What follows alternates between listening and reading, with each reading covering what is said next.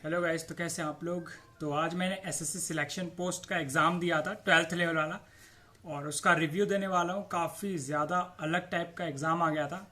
और guys, hard level, और जो आज तक हम पढ़ते आ रहे हैं, इतना इंग्लिश, इतना बहुत कुछ एसएससी स्टेनो वालों के लिए तो अलग से इतनी इंग्लिश हम पढ़ते हैं, इतना अलग सा पूरा करते हैं, और पूरा एग्ज़ाम ही अलग आ रखा है। एग्ज़ाम का लेवल ठीक ठाक है, लेकिन जो क्वेश्चन आ रहे हैं बहुत डिफरेंट आ रहा है, बिल्कुल अलग कर दिया इन्होंने। चाहे एआई एग्ज़ाम बना रहा है तो उसकी वजह से इन्होंने काफ़ी ज़्यादा अलग कर दिया है, जो कि मेरे को खुद ही अच्छा नहीं लगा, और काफ़ी ज़्यादा डिप्रेसिंग हो गया था वहाँ पे एग्ज़ाम देना। और काफ़ी ज़्यादा लोगों के तो टाइम भी नहीं बचा, तो वो बोल रहे थे कि उनके पास जो मैथ थी उसके लिए टाइम ही नहीं बचा, यानी उनका मैथ का पोर्शन ही नहीं हो पाया। जबकि मेरे पास तो 10 मिनट एक्स्ट्रा बच गए थे, मैंने ऐसा पूरा एग्ज़ाम कंप्लीट कर लिया था, लेकिन मैथ एक्चुअल में डिफ़िकल्ट आई थी। तो गाइस, ये वीडियो स्टेनो वालों के लिए और स्टेनो अदर जो भी हैं सीजीएल वाले, तो उनके लिए भी कि एग्ज़ाम कैसा आ रहा है। तो सबसे पहले इंग्लिश पे बात करेंगे। सबसे पहले इंग्लिश में गाइस, जो पैसेज आता था, इतना बड़े बड़े पैसेज आते थे, वो कुछ भी नहीं आ रहा है। स्टेनो में चाहे आए ना आए, कुछ भरोसा नहीं है अब। क्या पता है स्टेनो में भी बिल्कुल पैसेज का नामो निशान खत्म कर सकते हैं लोग। लेकिन एक्टिव पैसिव के करीब 4-5 क्वेश्चन देखे थे। एक्टिव पैसिव के 4-5, और नरेशन भी आए थे 2-3 क्वेश्चन। गाइस, बहुत ज़्यादा, मतलब 8-9 क्वेश्चन तो सिर्फ इन्हीं से, जो कि इतने ईजी होता है। और काफ़ी ज़्यादा लोग उसी की तैयारी नहीं करते। हम तो स्टेनो वाले हैं, हमने की होती है इनकी तैयारी, बाकियों ने नहीं की होती है। तो काफ़ी ज़्यादा लोगों का एग्ज़ाम बेकार गया है। मैंने खुद वहाँ पे पूछा, जिससे भी पूछा सभी ने बेकार ही बोला। और गाइस, PQRS भर भर के आ रहे हैं 12th लेवल में, बिल्कुल एकदम इतने सारे PQRS, 4-5 PQRS देखे मैंने, जो कि एक एक आना भी मुश्किल होता था आज तक सिलेक्शन पोस्ट में, जो भी, या CHSL में, किसी में भी। बिल्कुल डिफरेंट है एग्ज़ाम, लेकिन हमने उससे ज़्यादा पढ़ाई की होती है स्टेनो वालों ने, तो वो हैंडल कर सकते हैं इन्हें। सिर्फ स्टेनो वालों को या CGL वाले जो मेंस लेवल की तैयारी करते हैं, वही इस क्वेश्चन को सॉल्व कर सकते हैं वहाँ पे, जिस लेवल के PQRS थे। मैं ऐसा नहीं बोल रहा हूँ कि मेरा 100% जो PQRS है वो सही होगा, एक दो में मेरे को डाउट है। लेकिन पिछली बार भी मैंने MTS में ऐसा ही बोला था कि मेरे को क्या पता 25 में से, मैंने 24-25 का लगाया था, लेकिन 22 क्वेश्चन सही हुए थे। तो अब मैं एक दो गलत लगा रहा हूँ, कुछ भी हो सकता है, क्या पता 2-3 क्वेश्चन गलत हो जाए। इंग्लिश में 25 में से 22-23 का होना चाहिए। और वोकेबलरी, जो मैंने 5000 वोकेबलरी गाइस, 5000 वोकैब की थी, और एक ईडीएम आया था, एक वोकैब आई थी। बहुत ज़्यादा डिप्रेसिंग है। 2 ईडीएम आए थे, शायद 2 ईडीएम आए थे, और इतने मैंने 5000 तो वोकैब पढ़ी थी। लेकिन उसका बेनिफिट अदर जगह मिल सकता है, क्या पता स्टेनो में मिल जाए। लेकिन हमारा तो पूरा बेकार चला गया। 5000 जो हमने जो भी वोकैब याद की थी, या हम लोग सारे, मैं सभी को सजेस्ट कर रहा था कि आप ये करना, लेकिन जिस हिसाब से एग्ज़ाम पैटर्न बदल चुका है, तो आपको वोकैब करने की इतनी ज़्यादा कोई सी नीड नहीं है बिल्कुल भी।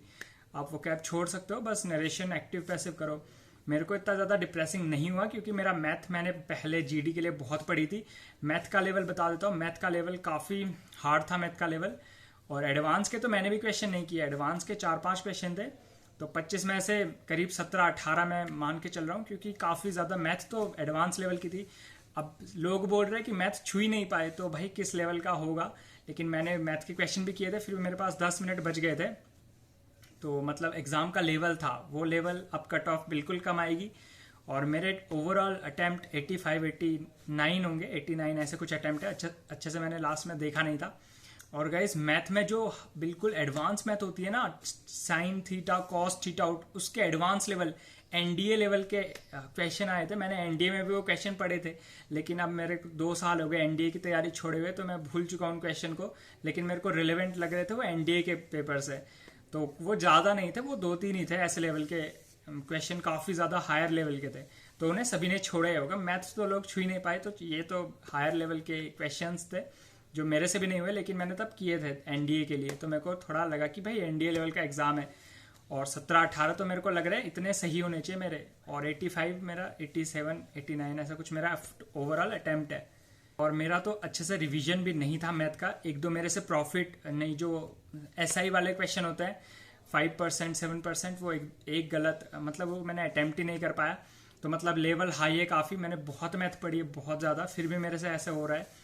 और मैं तो स्टेनो वाला हूँ, फिर भी मेरे मैथ नहीं पढ़ी है, लेकिन आप लोगों ने अच्छे से किया होगा। फिर भी जिन्होंने सिर्फ CHSL कर रहे हैं, इनकी तैयारी कर रहे हैं, उनकी भी मैथ नहीं हुई है।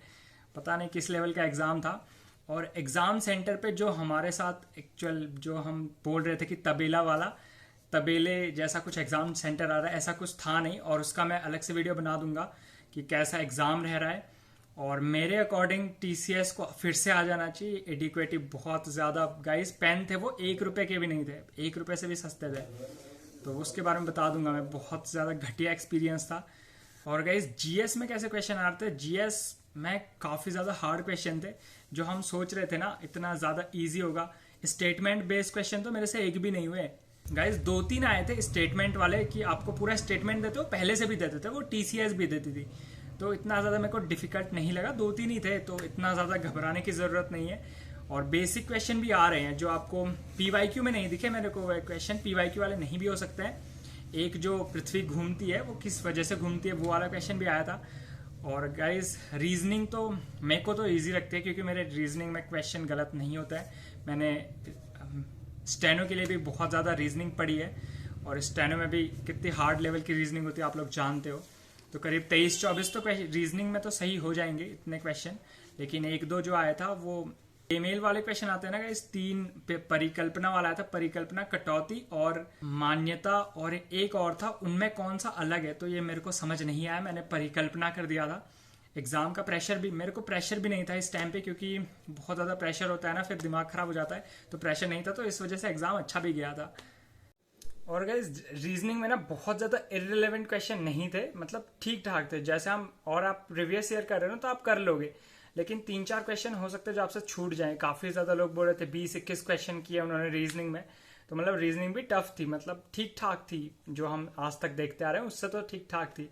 और स्टेटमेंट वाले क्वेश्चन आ रहे हैं तो आपको भाई वो अच्छे से करना। आप अगर बेसिक करा है ना, बेसिक किसी भी चीज़ का किया है, आप कर लोगे वो एग्जाम को, ठीक है। आपको बेसिक अच्छे से होना चाहिए। और स्टेनो वाले जो आप आने वाले हैं, या आप सीजीएल वाले हो, तो भाई आपको रिफॉर्म, मैं तो बोल रहा हूँ कि आप भाई कुछ सर के साथ मिलके हमें कुछ करना चाहिए कि एडिक्वेटी को हटा दिया जाए। बिल्कुल वर्स एक्सपीरियंस था गाइस, बिल्कुल बेकार सा, मज़ा नहीं आया बिल्कुल भी। जो एग्ज़ाम देने में हमें पहले से कितना अच्छा लगता था, जाके एग्ज़ाम सेंटर पे बहुत अच्छा लगता था, लेकिन इस बार तो बिल्कुल ही इन्होंने 2 घंटे तो हमें एग्ज़ाम, 11 बजे एग्ज़ाम का एंट्री था, 1 बजे एग्ज़ाम का ओवर था, तो उसमें भी भाई दिमाग ख़राब और हुआ।